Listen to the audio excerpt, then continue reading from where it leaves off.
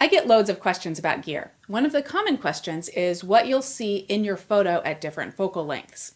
Especially when you're just starting out, how do you know which focal lengths will show you the amount of scene that you want in your photo? Well, Nikon has a really great online tool for visualizing focal lengths. I'll show it to you in a moment.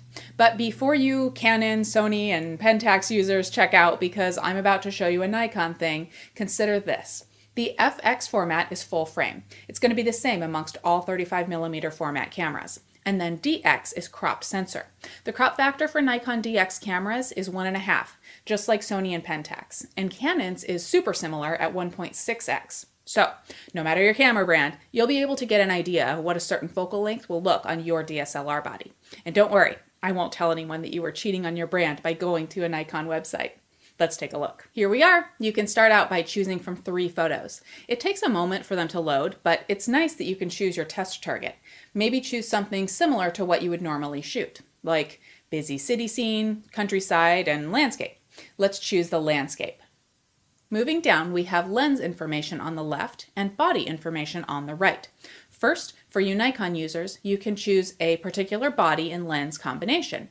You can even save that combination and compare it to others later. This next option is what everyone can use, no matter the brand of DSLR you have. First, you can choose FX or DX for both the body and lens.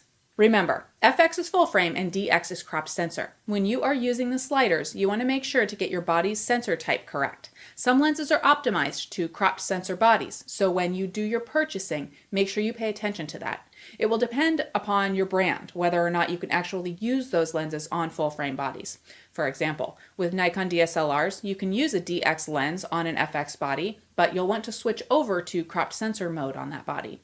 At least in the newer DSLRs, your body's default is to automatically switch over to cropped sensor mode if a DX lens is put on the camera. In fact, you can see here that if I choose FX for body and DX for lens, this cropped box automatically gets checked. That way, the crop factor gets applied and gives you a more realistic view of what you will see through your viewfinder. Now you can move the lens focal length slider and see different focal lengths on the DSLR sensor format that you choose. Like, let's look at 50mm on full frame, and then let's take a look at 50mm on cropped sensor. Your field of view shrinks. But if I move the slider to 35mm, I'm back to roughly the same field of view as 50mm on full frame. See? You can move this slider around and find out what different focal lengths look like on your sensor type, and which of those focal lengths you think would be most helpful for your photography. You may have also noticed this. This is the angle of view, and it will change right along with your field of view. So, if you shoot Nikon, you can actually pick out specific bodies and lenses, which is great when you're looking for a new purchase.